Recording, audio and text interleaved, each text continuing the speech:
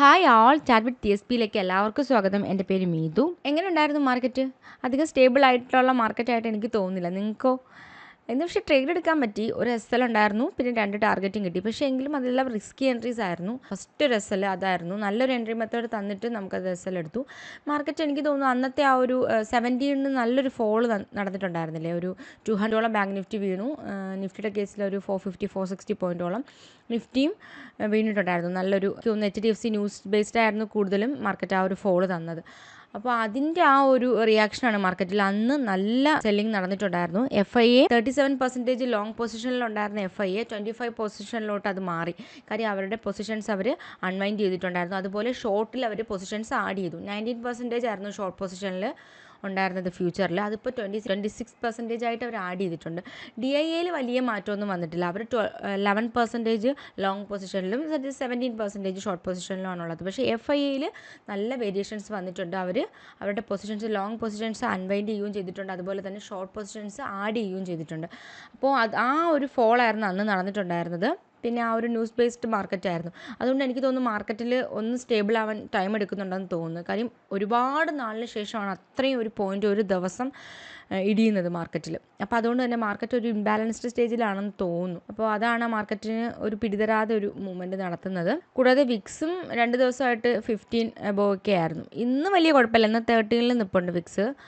അങ്ങനെ അപ്പോൾ വിക്സും ചെറിയൊരു ഫ്ലക്ച്വേഷൻ തന്നിട്ടുണ്ട്. അതുകൊണ്ട് തന്നെ മാർക്കറ്റ് നല്ല വോളറ്റൈലായിരുന്നു. പ്രീമിയവും നല്ല കൂടുതലായിട്ടുണ്ടായിരുന്നു മാർക്കറ്റിൽ. ഓക്കെ, അപ്പോൾ ഇന്നത്തെ എൻട്രി എവിടെയായിരുന്നു എന്നും മണ്ടേയിലേക്ക് വേണ്ട ഇമ്പോർട്ടൻറ്റ് സോണും നമുക്കൊന്ന് മാർക്ക് ചെയ്യാം. അപ്പോൾ നമുക്ക് ചാർട്ടിലേക്ക് പോവാം.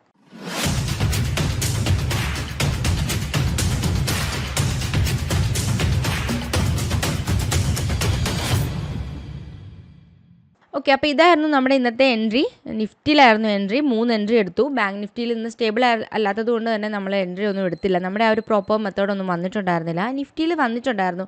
അപ്പോൾ നിഫ്റ്റി ആയിരുന്നു ഇന്ന് കോൺസെൻട്രേറ്റ് ചെയ്തിട്ടുണ്ടായിരുന്നത്. നിഫ്റ്റിയിൽ രാവിലെ തന്നെ ഒരു അപ്സൈഡ് എൻട്രിയാണ് എടുത്തിട്ടുണ്ടായിരുന്നത്. പക്ഷേ നമുക്കത് SL എടുത്തു. അതിനുശേഷം ആ ഒരു എൻട്രി നമുക്ക് SL എടുത്തത് കൊണ്ട് തന്നെ നമ്മുടെ ആ ഒരു വേറൊരു മെത്തേഡിൽ നമ്മൾ ഡൗൺ സൈഡിലോട്ട് ഒരു എൻട്രി എടുത്തിട്ടുണ്ടായിരുന്നു. കാര്യം ഈ ഏരിയയിൽ ഉണ്ടായിരുന്നവരുടെ SL റീറ്റെയിലേഴ്സിൻ്റെ SL മാർക്കറ്റ് എടുത്തു.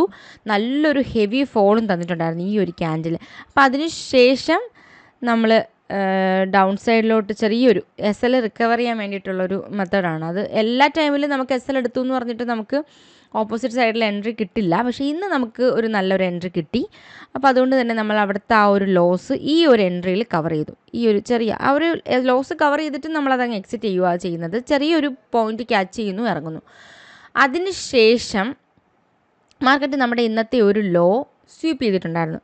അത് ആ ഒരു ക്യാൻഡിലിൻ്റെ ഫോർമേഷനും ഒക്കെ നോക്കുമ്പോൾ നമ്മുടെ ഒരു എൻട്രിയിൽ അപ്സൈഡ് മൊമെൻറ്റം കാണിക്കുന്നുണ്ടായിരുന്നു. അതുകൊണ്ട് തന്നെയാണ് നമ്മൾ ഇവിടെ നിന്ന് ഈ ഒരു ഓർഡർ ബ്ലോക്ക് ഏരിയയിൽ നിന്ന് നമ്മൾ അപ്സൈഡിലോട്ട് എൻട്രി എടുത്തിട്ടുണ്ടായിരുന്നത്. ഇത് റിസ്കി എൻട്രി ആണ്.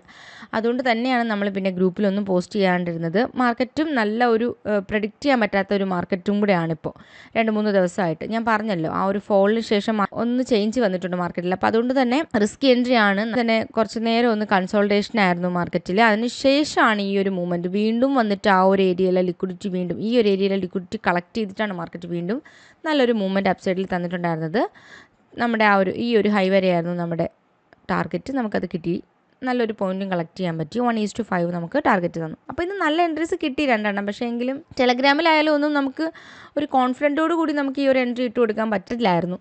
പിന്നെ വാട്സപ്പ് ഗ്രൂപ്പിൽ നമ്മൾ ആദ്യത്തെ ആ ഒരു SL അടിച്ച എൻട്രി നമ്മുടെ ഗ്രൂപ്പിൽ ഇട്ടിട്ടുണ്ടായിരുന്നു. നമ്മളത് SL അടിച്ചു എന്ന് പറഞ്ഞ് അത് റിക്കവർ ചെയ്തതായിട്ട് നമ്മുടെ സെക്കൻഡ് എൻട്രിയും ഇട്ട് കൊടുത്തിട്ടുണ്ടായിരുന്നു. പക്ഷേ നമ്മൾ ഈ ഒരു എൻട്രി ഞാൻ പറഞ്ഞില്ലേ റിസ്കി എൻട്രി ആയതുകൊണ്ട്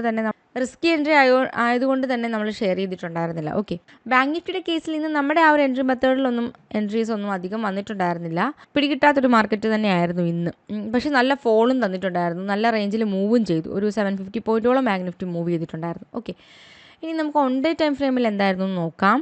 1 ഡേ ടൈം ഫ്രെയിമിൽ ഞാൻ പറഞ്ഞിട്ടുണ്ടായിരുന്നല്ലോ ഈ ഒരു ഏരിയയിൽ ലിക്വിഡിറ്റി ബാങ്ക് നിഫ്റ്റി കളക്ട് ചെയ്തു. പിന്നെ ഡേറ്റ നോക്കുകയാണെന്നുണ്ടെങ്കിലും ഇപ്പോൾ ബാരിഷാണ്. DIA ആയാലും FIA ആയാലും ബാരിഷാണ്. 1% വേണം ബുള്ളിഷുള്ള കാണിക്കുന്നത് FIA. പിന്നെ ന്യൂസ് ബേസ്ഡ് മാർക്കറ്റ് ആയതുകൊണ്ട് നമുക്ക് പറയാൻ പറ്റില്ല. ചിലപ്പം ആ ഒരു ന്യൂസിൻ്റെ എഫക്റ്റിലാണ് ഈ ഒരു ഫോള് തന്നിട്ടുണ്ടായിരുന്നത്. പക്ഷേ ലിക്വിഡിറ്റിയും മാർക്കറ്റിന് വേണമായിരുന്നു. ഈ താഴത്തുണ്ടായിരുന്ന SLയും വേണമായിരുന്നു മാർക്കറ്റിൽ. മാർക്കറ്റ് ഇവിടെ ഒരു ഗ്യാപ്പ് ഇട്ടിട്ടുണ്ട്. അതിൽ സപ്പോർട്ട് എടുത്താണ്. ഇന്നലെയും ഇന്നും മാർക്കറ്റ് അവിടെ സപ്പോർട്ട് എടുത്തിട്ടുണ്ട്. ഇത് ബ്രേക്ക് ചെയ്യുവാണ്, ഈ ഒരു ഗ്യാപ്പ് ഫില്ല് ചെയ്തിട്ട് മാർക്കറ്റിന് വേണമെങ്കിൽ മുകളിലോട്ട് പോകാം. പക്ഷേ ഈ ഒരു ഏരിയയിൽ ബ്രേക്ക് ചെയ്ത് താഴോട്ട് വെച്ച് കഴിഞ്ഞാൽ ഈ ഒരു ഏരിയ വരെ വരാൻ ചാൻസ് ഉണ്ടെന്നാണ് നമ്മുടെ SMC ബേസിൽ പറയുവാണെങ്കിൽ ഈ ഒരു ഏരിയ വരെ വരാം. എക്സാക്റ്റ് പറയുവാണെങ്കിൽ ഒരു 43,860 ആ ഒരു റേഞ്ച് വരെ വരാം. ഇവിടെ നിന്ന് ഈ ഒരു ഗ്യാപ്പും ബ്രേക്ക് ചെയ്ത് താഴെ വരുവാണെന്നുണ്ടെങ്കിൽ ഈ ഒരു ഏരിയ വരെ വരാൻ ചാൻസ് ഉണ്ട്. എക്സാക്റ്റ് പറഞ്ഞു കഴിഞ്ഞാൽ 43,850-60 ആ റേഞ്ച്. ഇനി നിഫ്റ്റിയുടെ കേസിൽ ഓൺ ഡേ ടൈം ഫ്രെയിമിൽ ഒന്ന് നോക്കാം. നിഫ്റ്റിയുടെ കേസ് നോക്കുവാണെങ്കിൽ ഈ ഒരു ഏരിയയിലെ ലിക്വിഡിറ്റി കളക്ട് ചെയ്തിട്ട് ചെറിയൊരു ബൈങ് മൂവ്മെൻറ്റ് കാണിക്കുന്നുണ്ട് മാർക്കറ്റ്. അപ്പോൾ നിഫ്റ്റിയും ബാങ്ക് നിഫ്റ്റിയും ഓപ്പോസിറ്റ് ആയിട്ടാണ് ഇപ്പോൾ നിൽക്കുന്നത്. നമുക്ക് നോക്കാം എന്താവുമെന്ന്. ഓക്കെ, അപ്പോൾ നാളത്തേക്ക് വേണ്ട ഇമ്പോർട്ടൻറ്റ് സോൺ ഇനി ഒന്ന് മാർക്ക് ചെയ്യാം. ആദ്യം നിഫ്റ്റിയിൽ നോക്കാം. നിഫ്റ്റിയുടെ കേസിൽ ഒരു ബൈങ് സോൺ ഉണ്ട്, ഞാനൊന്ന് പറയാം. 21,587 അതുപോലെ 21,613. അതിനുള്ളിൽ ചെറിയൊരു സോൺ പറയുവാണെങ്കിൽ 21,595 അതുപോലെ 21,604. അപ്പോൾ ഇതാണ് ഒരു ബൈങ് സോൺ നിഫ്റ്റിയുടെ കേസിൽ പറയാനായിട്ടുള്ളത്. ഇനി ബാങ്ക് നിഫ്റ്റിയുടെ കേസിൽ നോക്കാം. ബാങ്ക് നിഫ്റ്റിയുടെ കേസിലാണെങ്കിൽ ഒരു സെല്ലിംഗ് സോൺ ആണുള്ളത്, ഞാനൊന്ന് പറയാം.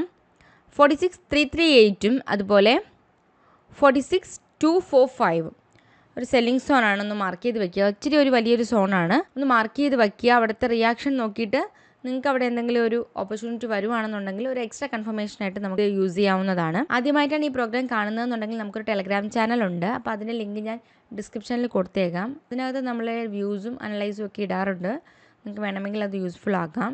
ഓക്കെ, അപ്പോൾ ഇന്നത്തെ മാർക്കറ്റ് ഇതാണ്. ഇനി മൺഡേ കാണാം. താങ്ക്